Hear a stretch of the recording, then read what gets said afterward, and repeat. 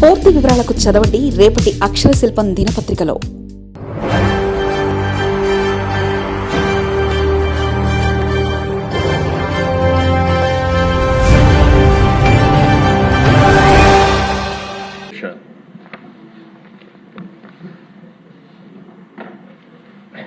ఈరోజు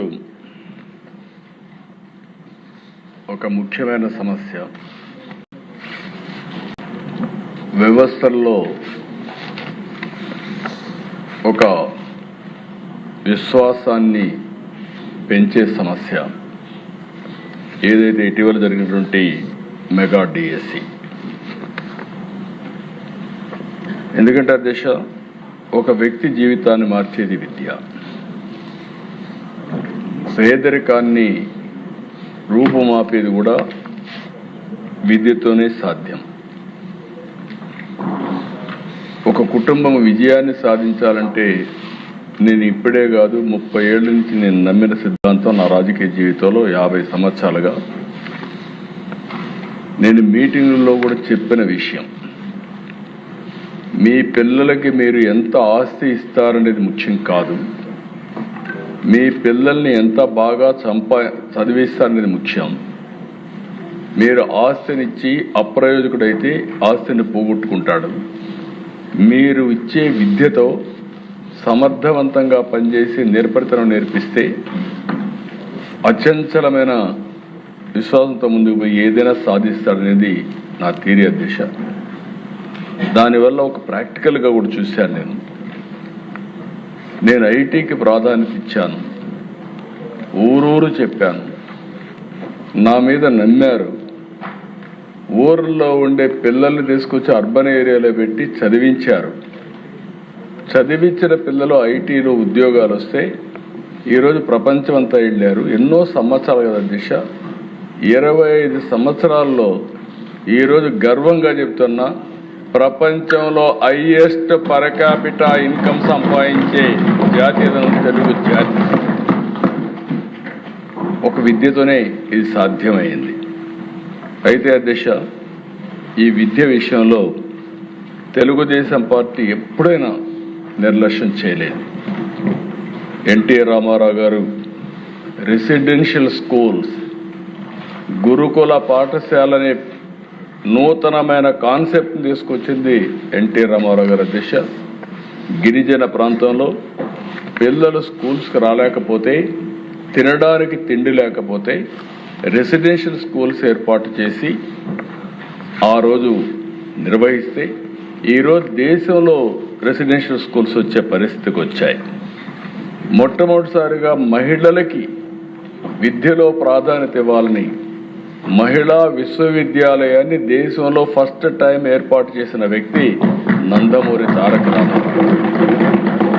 ఇంకొక పక్కన దేశ ట్రైబల్ ఏరియాలో ట్రైబల్ చదువుకోవాలంటే టీచర్లు లేకపోతే బయట నుంచి టీచర్లు పంపిస్తే వాళ్ళు సరిగా ఉండకుండా వచ్చేస్తూ ఉంటే ఫస్ట్ టైం క్వాలిఫికేషన్ లేకపోయినా ఉద్యోగాలు ఇచ్చి తర్వాత వాళ్ళు డిగ్రీ సంపాదించే విధంగా ప్రోత్సహించిన వ్యక్తి నందమూరి తారక రామారావు గారు. ఇలాంటివి అనేక విషయాల విషయాలు. నేను ముఖ్యమంత్రి అవుతానని చూస్తే చాలా కంప్లైంట్స్ వచ్చేటివి, స్కూల్స్ లేవని. తెలంగాణ ప్రాంతాల దేశ ఈరోజు మీరు చూస్తే నాకే ఆశ్చర్యం వేస్తుంది. రంగారెడ్డి జిల్లా హై స్కూల్స్ లేవు. కనీసం చదువుకోవడానికి పిల్లలకు హై స్కూల్స్ లేకపోతే అది చూసిన తర్వాత ప్రతి కిలోమీటర్కి ఒక ప్రాథమిక పాఠశాల, ప్రతి 3 కిలోమీటర్లకి ఒక అప్పర్ ప్రైమరీ స్కూలు, 5 కిలోమీటర్లకి హై స్కూలు, మండలానికి జూనియర్ కాలేజ్, ఎవ్రీ డివిజన్కి ఒక ఇంజనీరింగ్ కాలేజ్, ఎవ్రీ డిస్ట్రిక్ట్కి ఒక మెడికల్ కాలేజ్ కాన్సెప్ట్ తీసుకొచ్చి స్టాచ్యురేషన్కి వెళ్ళాను అధ్యక్ష. ఆ రోజు అన్ని ఇక్కడ ఒకటే జీవోదు. ఇది కాకుండా అదనంగా ఎన్ని కాలేజీలు వస్తే అన్ని కాలేజీలు చేయమని చెప్పి పెట్టాను అధ్యక్ష. ఈరోజు రంగారెడ్డి జిల్లాలో ఉండే ఇంజనీరింగ్ కాలేజీలు దేశంలో ఎక్కడా లేవు. హైయెస్ట్ పర్ క్యాపిటా ఇన్కమ్కి చిరునామా రంగారెడ్డి జిల్లా అంటే అది విద్య వల్లనే సాధ్యమైంది అధ్యక్ష. అదే ఆ రోజు చూపించిన చొరవ. అధ్యక్ష, ఇక్కడికి వచ్చినప్పుడు ఇంకొక పక్కన మీరు చూస్తే ఎప్పుడు కూడా నేను విద్యా ప్రమాణాలు పెరగాలి, విద్యా ప్రమాణాలు పెరగాలంటే మొన్న 19-20 డబ్బా కొట్టుకున్నారు. ఒక్క టీచర్ని రిక్రూట్ చేయకుండా నేను విద్యా ప్రమాణాలు పెంచేశానని చెప్పి ఊరూరు చాటుకునే పరిస్థితికి వచ్చారు. ఇంగ్లీష్ మీడియం పెట్టానంటాడు. ఇంగ్లీష్ మీడియం వల్ల మొత్తం ఏదో మార్పు వచ్చేసిందని మాట్లాడే పరిస్థితికి వచ్చారు. అధ్యక్ష, ఇక్కడ చూస్తే 1995, 2024 ఇప్పుడు 25 వరకు మీరు చూస్తే 14 డిఎస్సీలు పెడితే 14 డిఎస్సీల్లో 11 డిఎస్సీలు నేను ముఖ్యమంత్రిగా ఉండే నిర్వహించాను అధ్యక్ష. 11 డిఎస్సీలు నేను గర్వపడుతున్నా. Every year DSC. ఈరోజు పనిచేసే టీచర్స్లో 80% నేను నిర్వహించిన డిఎస్సీల ద్వారా ఎంపికైన టీచర్లే ఈరోజు కాలేజీలో స్కూల్స్లో ఉన్నారు అధ్యక్ష. ఒక్కడొచ్చి ₹1 అవినీతి జరిగిందని ఎప్పుడు చెప్పిన సందర్భమే లేదు. నేను ఒకటే చెప్తాను అధ్యక్ష, నా జీవితంలో మళ్ళీ ఒకటి చెప్తున్నా, నేను ఈ సీట్లో కూర్చున్నంత వరకు ఎవడైనా ఎక్కడైనా తప్పు చేస్తే అదే చివరి రోజు ఆ వ్యక్తికి ఆ విషయం గుర్తుపెట్టుకోవాలి. తప్పుడు ఆరోపణలు చేసే వాళ్ళని ఏ విధంగా చేయాలో మనమే ఆలోచించుకోవచ్చు అధ్యక్ష. ఇంకో పక్కన అధ్యక్ష, 1996 3 కేజీలు డ్రై రేషన్ తీసుకొచ్చాం. దేనికోసం అంటే ఈ పిల్లల్లో స్కూలుకు పంపకపోతే 3 కేజీలు బియ్యం ఇస్తే పిల్లల్ని పంపిస్తారు. డ్రై రేషన్ ఇచ్చిన రోజులు అవన్నీ. అక్కడి నుంచి ఇంకొక పక్కన అధ్యక్ష, 2003లో మధ్యాహ్న భోజనం నాకు ఇప్పటికి కూడా జ్ఞాపకం ఉంది. ఎవరు చేస్తారంటే డాక్రా సంఘాలు ఉన్నాయి, వంట చేయడానికి సిద్ధంగా ఉన్నారు. ఆ బాధ్యత వాళ్ళకు అప్పచెప్పి మొట్టమొదటిసారిగా రాష్ట్రంలో మధ్యాహ్న భోజనాన్ని ప్రవేశపెట్టిన పార్టీ ఆ రోజు తెలుగుదేశం అధ్యక్ష. ఇంకొక పక్కన అధ్యక్ష, మీరు ఒకసారి చూస్తే 18లో ఇంటర్మీడియట్ కూడా తీసుకొస్తే వీళ్ళు వస్తానే ఇంటర్మీడియట్కి మధ్యాహ్న భోజనం తీసేస్తే మళ్ళీ మేము వస్తానే ఇంటర్మీడియట్ కూడా మధ్యాహ్న భోజనం పెట్టే పార్టీ ఎన్డీఏ అని చెప్పి కూడా నేను మీకు తెలియజేస్తున్నా. ఇంకొక పక్కన అధ్యక్ష, ఆ రోజు ఆలోచించినప్పుడు స్టేక్ హోల్డర్స్ ఇన్వాల్వ్మెంట్ ఉండాలని, ఎవరైతే లబ్ధిదారులు ఉన్నారో వాళ్ళు ఇన్వాల్వ్మెంట్ ఉండాలని, డాక్రా సంఘాలకి ఆ రోజు మహిళలకి డాక్రా సంఘాలు తీసుకొచ్చాం, వన సంరక్షణ సమితులు తీసుకొచ్చాం, సాగునీటి సంఘాలు తీసుకొచ్చాం. అదే మరి ప్రతి ఒక్క స్కూల్కి గ్రామ విద్యా కమిటీలు కూడా తీసుకొచ్చాం. దాన్ని ఇప్పుడు లోకేష్ గారి నాయకత్వంలో మెగా పేరెంట్స్ టీచర్స్ డే కింద మనం సెలబ్రేట్ చేసే పరిస్థితికి వచ్చాం. ఇంకో పక్కన దేశ సమాజంలో అనేక సమస్యలు, వరకట్న సమస్య. పేరెంట్స్ అయితే ఆడబిడ్డల పట్ల వివక్ష చూపించేవాళ్ళు. మగపిల్లలై చదివించడం, ఆడపిల్లలై చదివించకుండా మానేయడం. ఎందుకంటే పెళ్లి చేసి తొందరలో పంపించేస్తే బాధ్యత తీరిపోతుందని దానిపైన కూడా క్యాంపెయిన్ చేశాం. కడాన దేశ 1996లో ఆడబిడ్డలకి గర్ల్స్కి కూడా 33% ఉద్యోగాల్లో కాలేజీలో సీట్లు ఇప్పించాం.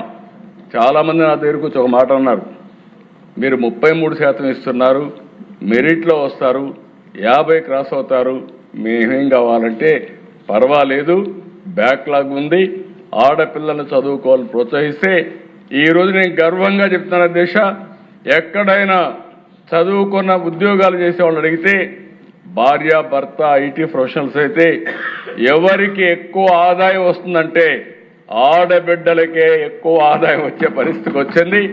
అది ఆ రోజు చూపించిన చొరవ. దీనివల్ల వరకట్నాలన్నీ పూర్తిగా పోయినాయి, రివర్స్ కట్నం వచ్చే పరిస్థితికి వచ్చింది. ఇలాంటి వినూత్నమైన కార్యక్రమాలతో ముందుకు పోయాం. ఇంకో పక్కన దిశ, నేను రాజకీయాల్లోకి వచ్చిన రోజులు మాకు బ్లాక్స్ ఉండేటి. ఇప్పుడు మండలాలు ఎన్టీ రామారావు గారు వచ్చిన తర్వాత పరిపాలనా సంస్కరణలో బ్లాక్స్ తీసుకొచ్చాడు. ఆ రోజు సమితిలు ఉండేటివి, ఆ రోజు జిల్లా పరిషత్ ఉండేది. ఆ రోజు చూస్తే అధ్యక్ష, ఎవరైనా జిల్లా పరిషత్ చైర్మన్ దగ్గరికి పొలం దగ్గరికి పోయి నన్ను ట్రాన్స్ఫర్ చేయమని అడిగితే ఇది చేస్తే ఆయన దగ్గర కాగితం ఉండేది కాదు, సిగరెట్ తాగే బ్యాక్ పేపర్ ఉండేది, దానిపైన ఆర్డర్ చేసి పంపించేవాడు. You can imagine. ఆ రోజు ఈ టీచర్స్ అంతా పంచాయతీరాజ్ టీచర్స్ జిల్లా పరిషత్ ఆధ్వర్యంలో ఉండేవాళ్ళు. జిల్లా పరిషత్ చైర్మన్లు, సమితి ప్రెసిడెంట్లు ఇష్టానుసారంగా వాళ్ళ ఇంటి దగ్గర పోయి పడిగాపులు కాసేవారు. అది చూస్తే నాకు అనిపించింది, చదువు చెప్పవలసిన టీచర్లు వేరే వాళ్ళ దగ్గర పోయి పడిగాపులు గాయడం ఏంటి? అందుకే ఫస్ట్ టైం అధ్యక్ష పర్ఫార్మెన్స్ అప్రైజల్ చేసి కౌన్సిలింగ్ విధానం తీసుకొచ్చి ఏ రాజకీయ నాయకుడి దగ్గరికి టీచర్ వచ్చే పని లేకుండా నేరుగా వాళ్ళ పనితనం పైన ట్రాన్స్ఫర్ తీసుకొచ్చారు. దీని నెక్స్ట్ లెవెల్కి ప్రస్తుత విద్యాశాఖ మంత్రి ఒక యాక్ట్ తీసుకొచ్చాడు. ఎందుకంటే అక్కడక్కడ వైలేషన్స్ అవుతున్నాయి, వీళ్ళు వైలేషన్ చేస్తే దాన్ని కూడా తీసుకొచ్చారని చెప్పి కూడా నేను మీకు తెలియజేస్తున్నా. ఇంకో పక్కన అధ్యక్ష, ఈరోజు మీరు ఒకసారి చూస్తే ఇవన్నీ కూడా ఈరోజు చేసిన నిర్ణయాలు కాదు అధ్యక్ష. గడిచిన 30 సంవత్సరాలుగా అనేక విధాలుగా అనేక ట్రాన్స్ఫర్మేషన్ తీసుకొచ్చాం. రెసిడెన్షియల్ స్కూల్స్ నాకు బాగా జ్ఞాపకం ఉంది. ఎందుకంటే పిల్లలు చదువుకోవాలి. కొన్నిసార్లు అయితే నన్ను వ్యతిరేకించిన సందర్భాలు కూడా ఉన్నాయి. ఈరోజు రెసిడెన్షియల్ స్కూల్స్లో ఎస్సీ ఎస్టీ పిల్లలకు బాగా చదివి చెప్తే ఐఐటి పోయే పరిస్థితికి వచ్చారు. దాన్ని మళ్ళీ డెడికేటెడ్ స్కూల్స్ పెట్టే పరిస్థితికి వచ్చాం.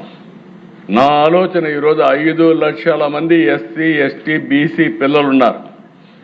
ఈ 5 లక్షల మందికి రెసిడెన్షియల్ స్కూల్స్ గారు కట్టగలిగితే, అక్కడ కానీ స్పెషల్ కోచింగ్ ఇవ్వగలిగితే బ్రహ్మాండంగా పైకి వచ్చే పరిస్థితి వస్తుంది.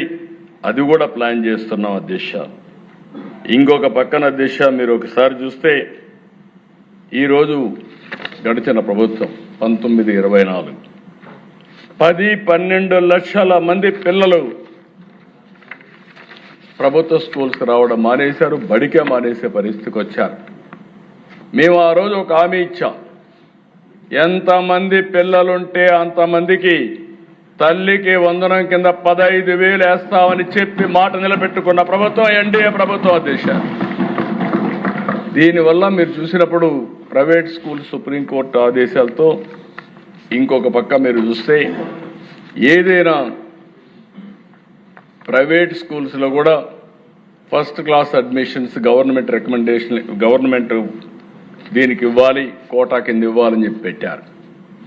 ఈరోజు అది ఉన్నప్పటికీ చరిత్రలో మొట్టమొదటిసారిగా ఎప్పుడు కూడా ప్రైవేట్ స్కూల్ పోయే పిల్లలు మొట్టమొదటిసారిగా విద్యా ప్రమాణాలు బాగున్నాయి కాబట్టి 1 లక్ష మంది పిల్లలు ప్రైవేట్ స్కూల్ నుంచి గవర్నమెంట్ స్కూల్స్కి వచ్చారంటే అది ఒక చరిత్ర.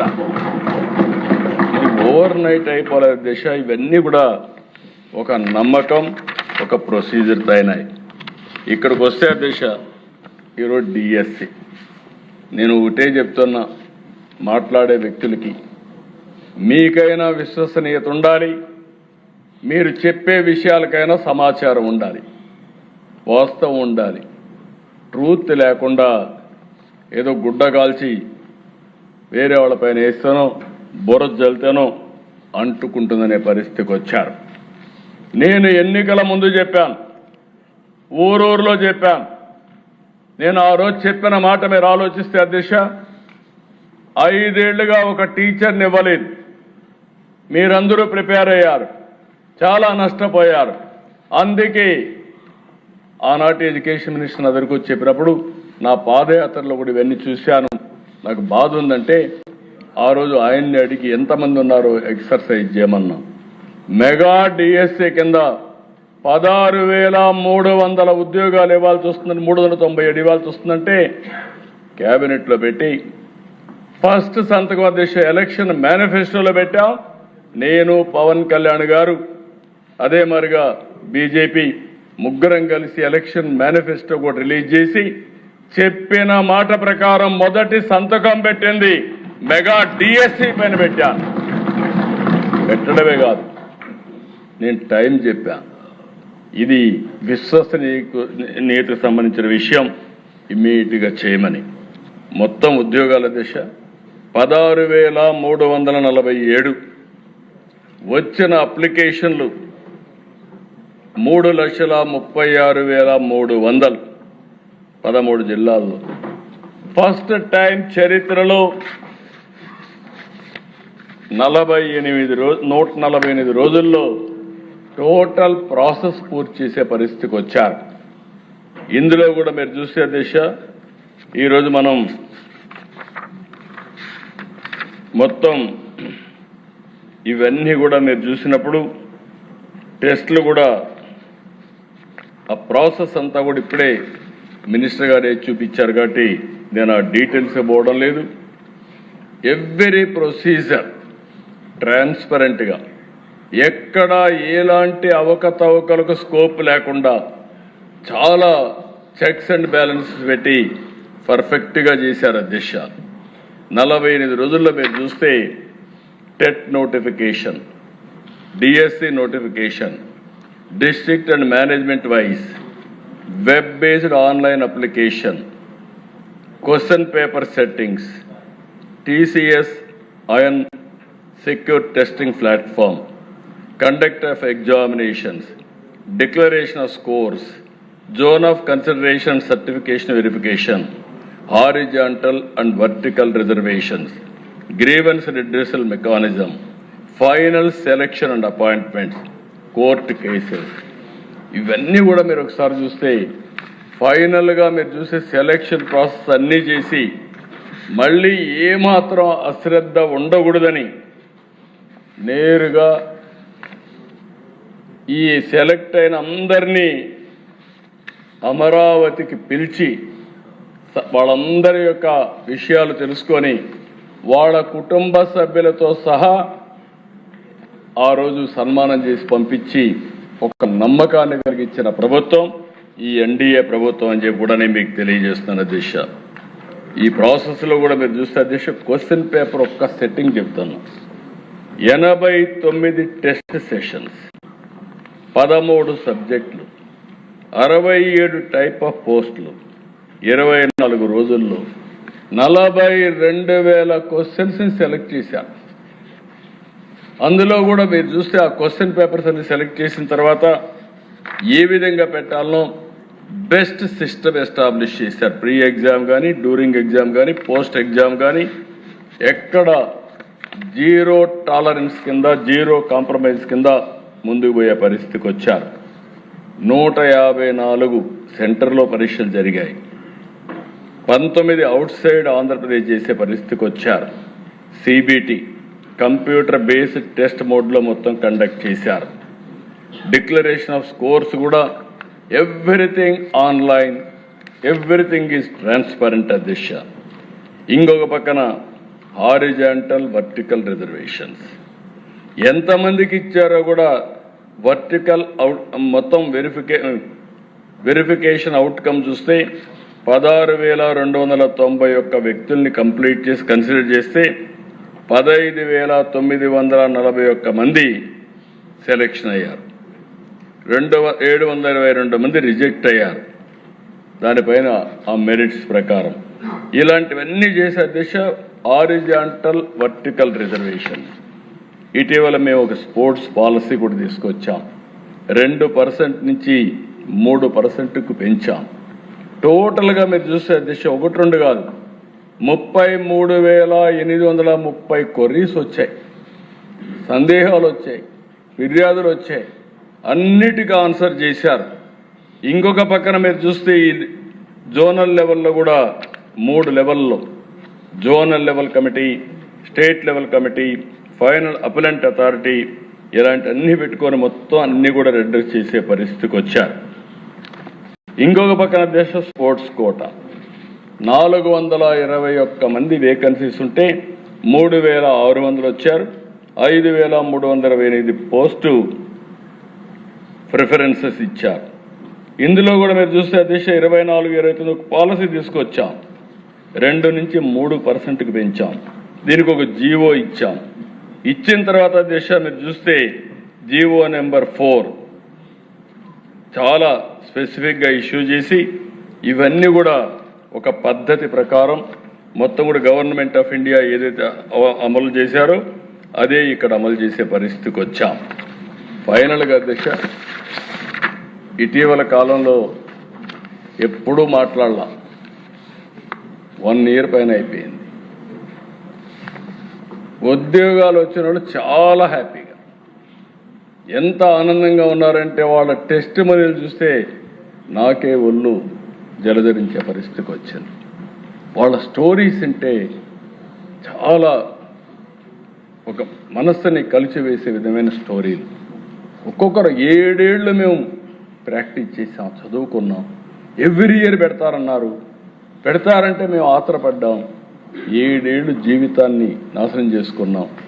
కడాన మీరు ఏదైతే మెగా డిఎస్సి పెట్టారో అచంచలమైన విశ్వాసంతో కష్టపడ్డాం, రాత్రింబగళ్ళు కష్టపడ్డాం.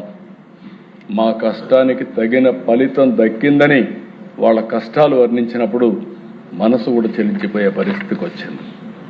అలాంటి రిక్రూట్మెంట్లో ఎక్కడ ఏది జరగకపోతే వీళ్ళు పెట్టిన అధ్యక్ష మీరు చూస్తే allegation SCERT direct convener, DSC convener, ఇంకొక పక్కన డైరెక్టర్ ఒకరే ఉన్నారనేది.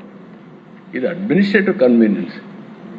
ఆయన ఏం చేశారు తప్పులేదు, ఆయన ఒకడున్నాడు కాబట్టి నేను బురద ఇస్తున్నా. This is 1 allegation. ఇంకొక అలిగేషన్ అధ్యక్ష ఎవరికో ర్యాంక్ 1 వచ్చిందని. అతని ర్యాంక్ 1 వస్తే నేను కూడా కనుక్కున్నాను ఏంటి ఎట్లా వచ్చిందని. వచ్చింది, వెరిఫికేషన్ రాలేదు. వెరిఫికేషన్ రాకపోతే 1 వచ్చిన వాడికి ఎందుకు ఉద్యోగం ఇవ్వలేదంటారు. అంటే ఏ విధంగా వీళ్ళకు దొరికితే ఆ విధంగా మాట్లాడే పరిస్థితికి వచ్చారు. ఇది ఒక చాలా స్పష్టంగా అది కూడా వెరిఫై చేస్తే ఇది వాస్తవం. ఇంకో పక్కన అధ్యక్ష lack of transparency in declaring results అంటారు. మొత్తం మీరు రిజల్ట్స్ చూస్తే ఎప్పటికప్పుడు మెరిట్ కమ్ రోస్టర్ లిస్టులన్నీ కూడా డిస్ప్లే చేయడం, కలెక్టర్స్కి వాళ్ళు కూడా నోటీస్ బోర్డులో పెట్టడం, ఆన్లైన్లో ఇప్పటికి కూడా ఏ రోజు ఏం జరిగిందో total process is online beginning to ending. దీనికంటే ట్రాన్స్పరెన్సీ ఏం కావాలి అధ్యక్ష? నేను మిగిలిన విషయాలు ఉన్నాయి, ఆ విషయాలు ఇప్పుడు మహాడక్కర్లు తర్వాత మహాడుకోవచ్చు, కానీ ఇక్కడ జరిగిన విధానం చాలా ముఖ్యం అధ్యక్ష. ఇంకొక పక్కన అధ్యక్ష audio recording, DSC sports quota జరిగింది, ఎవడో మహాడుకుంటున్నాడు. వాళ్ళపైన స్పోర్ట్స్ కౌన్సిలే అథారిటీని కేసు పెట్టారు, అరెస్ట్ చేశారు. అరెస్ట్ పెడితే బెయిల్లో వచ్చాడు. ఈ ప్రభుత్వం ఎవరిని ఉపేక్షించాం. నేను ఒకటే చెప్తున్నా, ఎవడైనా ఈ ప్రభుత్వంలో ఫ్రాడ్ చేయాలంటే ఎవరిని వదిలిపెట్టే సమస్య లేదని మరొక్కసారి హెచ్చరిస్తున్నా. ఇంకొక పక్కన దేశ ఒక ఐఏఎస్ ఆఫీసర్ ఈ ప్రభుత్వంలో పనిచేస్తాడు, ఇష్టానుసారంగా మాట్లాడతాడు, ఒకే క్యాస్ట్కి ఉద్యోగాలు ఇచ్చారంటాడు, అజం ఏమైనా చెప్పినా పర్వాలేదు అనుకుంటున్నాడు. చూస్తే 372 మంది స్పోర్ట్స్ కౌన్సిల్ వస్తే ఓసీ 46, బీసీ 185, ఎస్సీ 112, ఎస్టీ 29. ఒక మాజీ మంత్రి ఇష్టానుసారంగా గేమ్స్ అంటే తెలియదు, ఆయన చెప్పేది ప్లే కార్డ్ గేమ్స్ ఆడినోడు కూడా ఇచ్చారంట. ఇది నువ్వు నేను ఇచ్చేది కాదు, government of India A sports ఆ స్పోర్ట్స్ అంతా చెప్పారు. 65 స్పోర్ట్స్ కేటగిరీస్ కింద గవర్నమెంట్ ఆఫ్ ఇండియా 2024లో నోటిఫై చేశారు. ఆ నోటిఫికేషన్నే ఈ ప్రభుత్వం ఫాలో అయింది తప్ప డీవియేషన్ 0 అని చెప్పి కూడా నేను మీకు తెలియజేస్తున్నా. అంటే నోరుందని ఏదంటే పారేయడం, ఇష్టానుసారంగా మాట్లాడడం. మనం ఏదైనా కానీ మాట్లాడితే అడ్డంగా మాట్లాడే పరిస్థితికి వచ్చారు. ఒకటి కాదు అధ్యక్ష, 336 కేసులు వేశారు. నా జీవితంలో ఎప్పుడూ నేను చూడలేదు. ఇలాంటి లిటిగెంట్ పార్టీని నేను చూడలేదు. ఈ పార్టీనే లిటిగెంట్. వాళ్ళు మొత్తం లిటిగెంట్స్ తయారు చేస్తున్నారు. వీళ్ళు అవినీతితో డబ్బులు సంపాదిస్తున్నారు. ఆ డబ్బుల్లో ఇక్కడ ప్రజల్లో ఏం చేయలేరు కాబట్టి కోర్టుకు వెళ్ళి ఏదో ఒక విధంగా అడ్డంకులు సృష్టించాలని ప్రయత్నం చేస్తున్నారు. 139 వేస్తే ఇవన్నింటిపైన పరిష్కారం చేసి 148 రోజుల్లో ప్రాసెస్ పూర్తి చేశారంటే నేను స్ఫూర్తిగా అభినందిస్తున్నానని చెప్పి కూడా నేను మీకు తెలియజేస్తున్నాను. ఎందుకంటే దిశ పని చేసే వాళ్ళని ప్రోత్సహించాలి. తప్పు చేస్తే యాక్షన్ తీసుకుంటాం. డిపార్ట్మెంట్ వీళ్ళు ఆరోపణలు చేస్తే ఆరోపణకి వాస్తవాల్ని ట్రూత్ని విత్ సర్టిఫికెట్స్ సహా విత్ వెరిఫికేషన్ సహా సాక్ష్యాధారాలు చెప్తే ఇంకా మాట్లాడే పరిస్థితికి ఉన్నారు. కడాన దిశ మీరు చూస్తే ఈరోజు నేను ఎంత ఆనందపడుతున్నానంటే ఈరోజు రావాలని వెయిట్ చేశాను. మొట్టమొదటిసారిగా ఉద్యోగాలు వచ్చిన టీచర్లు మా ఆత్మ గౌరవాన్ని దెబ్బతీస్తున్నారు. కబద్దార్ మేము కూడా రోడ్డు మీదకి వచ్చి మమ్మల్ని మేము కాపాడుకుంటామని పెద్ద ఎత్తున ముందుకొచ్చారు. కర్నూలులో కొండారెడ్డి బురుజు, నిన్నే అంబేద్కర్ సాక్షిగా కొన్ని వేల మంది వచ్చారు. రోడ్డు మీదకి వచ్చి మేము చదువుకున్నాం, మా మెరిట్ని అవమానం చేయొద్దండి, మా ఆత్మాభిమానాన్ని దెబ్బతీయద్దండి, మేం పిల్లలకు చదువు చెప్పాలని చిత్తశుద్ధితో వచ్చాం, మా జీవితాలకు కూడా ఉద్యోగం అవసరం, అదే సమయంలో మేము పిల్లలకు చదువు చెప్పగలుగుతాం, మమ్మల్ని అవమానిస్తే మా ప్రతిభని కించపరిస్తే రోడ్డు మీదకి వచ్చి జవాబు చెప్పే శక్తి కూడా మాకుందని మొట్టమొదటిసారిగా ఈరోజు టీచర్లు రోడ్డు మీదకి వచ్చారు. నేను అభినందిస్తున్నాను. ఇలాంటి రోజు రావాలి. ఎప్పుడైతే ఇలాంటి తప్పుడు ఆరోపణలు చేసేవాళ్ళని ఇలాంటి ప్రతిభ ఉండేవాళ్ళందరూ చెప్పగలిగితే అది కరెక్ట్ అయినటువంటి ఫిట్టింగ్ రిప్లై. అధ్యక్ష వీళ్లే కదా అధ్యక్ష, ఉద్యోగాలు రాని వాళ్ళు కూడా ఒక్కరు వెళ్తా రాలేదు. ఒరిస్సాలో ఎవరో లేబర్ని తీసుకొస్తే వాళ్ళని తీసుకొచ్చి డైలీ కూలి పెట్టి వాళ్ళతో డెమాన్స్ట్రేషన్ చేసే పరిస్థితి. ఏంటి మీ కర్మ, ఏంటి మీ పార్టీ? నాకు చాలా ఉన్నాయి ఇలాంటి చెప్పాలంటే. ఎవరు వీళ్ళు? 80 ఏళ్ళు 90 ఏళ్ళు కూర్చుంటున్నారు. కొత్త జడ్జి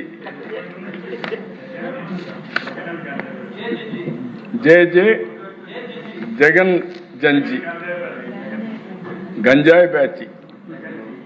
నాకు ఆశ్చర్యం వేస్తా ఉంది దిశ. ఒకసారి కోపం వస్తుంది, ఆవేశం వస్తుంది, సభ్యత అడ్డం వస్తా ఉంది.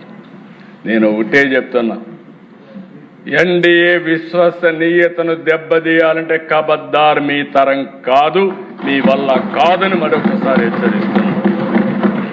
Every candidate selection is explainable, traceable and also audible and accountable. మేము దాచిపెట్టేది ఏమీ లేదు. Answer key public, merit list public, selection list public. మేము పబ్లిక్ రెస్పాన్సిబుల్. కుట్రలు చేసేవారికి కాదు, కుట్రలు చేసేవారు కబద్దార్ జాగ్రత్తగా ఉండండి. ఈరోజు రోడ్డు మీదకి వచ్చారు. ఇదే కుట్రలు మీరు చేస్తే రోడ్డు మీద కూడా రారు. ధైర్యం ఉంటే అసెంబ్లీకి రండి. ఇది పవిత్రమైన వేదిక. నేను సవాలు విసురుతున్నా. మీరు ఇక్కడ అసెంబ్లీలో వచ్చి కూర్చుంటే మీరు అడిగేదానికి మేము సమాధానం చెప్తే, నీ దగ్గర ఏదైనా అడిషనల్ పేపర్ ఉంటే ఆ సాక్ష్యాలు చూపించి ఒక పవిత్రమైన వేదికతో ప్రజా సమస్యలనే కాకుండా జవాబుదారీతనం తీసుకొచ్చే వేదిక ఈ అసెంబ్లీ. ఇక్కడికి వస్తే అడ్డంగా దొరికిపోతారు. వీళ్ళకి ఏం ఉండవు. అందుకే రోడ్డు మీద కూర్చొని నేను ఎందుకు చెప్పానంటే హిట్ అండ్ రన్. వీళ్ళ పార్టీ అనే హిట్ అండ్ రన్. నేను తీవ్రవాదులు చూసా. 60 ఏళ్లుగా ఆ పార్టీ అయిపోయింది. వీళ్ళు అదే మరి చేసే పరిస్థితికి వచ్చారు. నేను ఒకటే చెప్తున్నా పిల్లలకి, వీళ్ళందరికీ, మీ ప్రిపరేషన్, మీ మెరిట్, మీ జాబ్, ఇది పూర్తిగా మీ కష్టం పైన వచ్చిన ఉద్యోగం. ధైర్యంగా ఉండండి. ఏ కుట్రలు పని చేయవు. ఇక్కడ అలాంటి కుట్రల్ని ఎదుర్కొనే శక్తి ఈ ప్రభుత్వానికి ఉంది. No back door, no favouritism, no manipulation, only merit, transparency and justice. The real success of Mega DSC is that even those who could not secure a post acknowledge that the process was fair. దానికంటే ఏం కావాలి దిశ? అదే నాకు తృప్తి. దానికే reflection.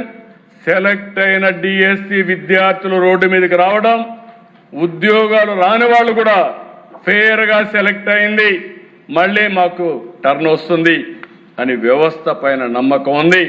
నేను ఒకటే హామీ ఇస్తున్నా, డిపార్ట్మెంట్ కూడా కోరుతున్నా, ఇంకా పటిష్టమైన విధానం ఏదైనా ఉందంటే అది కూడా ఎదగదాం. ఈరోజు మనం అందరం కూడా ఆలోచించుకొని టెక్నాలజీ వచ్చింది, టెక్నాలజీని ఉపయోగిద్దాం. సమర్థవంతమైనటువంటి విద్యా విధానమే కాకుండా పరీక్షల్లో కూడా రిఫార్మ్ తీసుకొద్దాం. పరీక్షల్లో కూడా రిఫార్మ్ తీసుకొచ్చి ఎక్కడ కూడా zero tolerance on exams leakage కానీ కండక్షన్లో కానీ. అదే సమయంలో ఒక నమ్మకాన్ని కలిగించాలి, విశ్వాసాన్ని పెంచాలి. తద్వారా మెరిట్ని ప్రమోట్ చేయాల్సిన అవసరం ఉంది. ఈ సభ ద్వారా మరి ఒక్కసారి అందరికి హామీ ఇస్తున్నా, ఎట్టి పరిస్థితిలో ఎక్కడా అవకతవకలు జరిగినా ఈ ప్రభుత్వం జీరో టాలరెన్స్. అదే సమయంలో బురద జల్లితే కూడా zero tolerance. That is our commitment. ఆ కమిట్మెంట్ని ఎవరైనా సరే విభేదిస్తే మాత్రం జాగ్రత్తగా ఉండమంటున్నా. వీళ్ళు మాట్లాడతారు దేశం. ఇప్పుడు వచ్చుంటే నేను చెప్పుండేవాడిని, కాగితాలన్నీ ఇచ్చి ఎండగట్టేవాడిని, పారిపోయేవాడిని. సిగ్గు లేకుండా అసెంబ్లీకి రారు, బయట పబ్జీలు ఆడుకుంటూ ఎక్కడ వీళ్ళందరూ మాట్లాడే పరిస్థితికి వస్తున్నారు. ఇది బాధ్యత కాదు.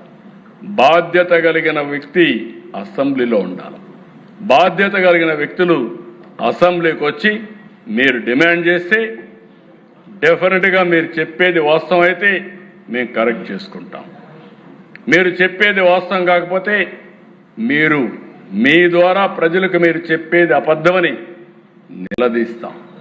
రెంట్కి లేకుండా బయట చేస్తాం, కౌన్సిల్ జరగనీయం, మేము ఇదే చేస్తామంటే ఏమీ సాధ్యం కాదు.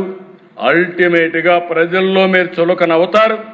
చులకన కావడం కాదు, ప్రజల్ని మీరు చీకొట్టే పరిస్థితి కూడా వస్తుంది. ఇది మంచిది కాదు ప్రజాస్వామ్యానికి. 48 ఏళ్ళుగా నేను చూశాను దిశ. నా జీవితంలో మొట్టమొదటిసారిగా ఒక రాజకీయ పార్టీ 2.5 సంవత్సరాల నుంచి అసెంబ్లీకి రాకుండా చూడడం మొట్టమొదటిసారి దిశ నా జీవితంలో. ఇది దీనికంటే ఏం కావాలో దేశం వీళ్ళకి? మళ్ళా జీతాలు తీసుకుంటున్నారు, మళ్ళా వీళ్ళకి ప్రివిలేజెస్ కావాలి బయట. ఏంటో దేశం ఇది? బాధ్యత ఉండాలి. నేను అందుకే చెప్పాను, నేను 2047 ప్రతి ఒక్కరికి అది ఉంది. నేను అక్కడ ఉండేవాళ్ళు ఏం చేశారో వాళ్ళు ఆలోచించుకోవాల్సిన అవసరం ఉంది. కాబట్టి మళ్ళీ చెప్తున్నా, ఎక్కడా అవకతవకలు జరగలేదు, జరిగితే ఉపేక్షించే సమస్య లేదు. అదే సమయంలో భవిష్యత్తులో ఇంకా మెరుగైన ఆలోచనలు ఉంటే ఎవరిచ్చినా సరే అవి కూడా తీసుకుంటాం. ఇంకా పగడ్బందీగా భవిష్యత్తులో పరీక్షలు కండక్ట్ చేయడానికి ఈ ప్రభుత్వం సిద్ధంగా ఉన్నామని మరొక్కసారి తెలియజేసుకుంటూ, ఈ విషయాన్ని చదివించే తల్లిదండ్రులు అర్థం చేసుకోవాలని కోరుతున్నా. మభ్యపెట్టి మీలో అనుమానాలు క్రియేట్ చేసి అదే మరి ఏదో అడ్డదారులకు వెళ్తే ఏదో ఉద్యోగాలు వస్తాయని మోసాలు చేసే పరిస్థితి కూడా వస్తున్నారు. ఇది కరెక్ట్ కాదని మరొక్కసారి మీకు అందరికీ విజ్ఞప్తి చేస్తూ ఈ అవకాశాన్ని ఇచ్చిన మీకు మనస్ఫూర్తిగా ధన్యవాదాలు. Thank you.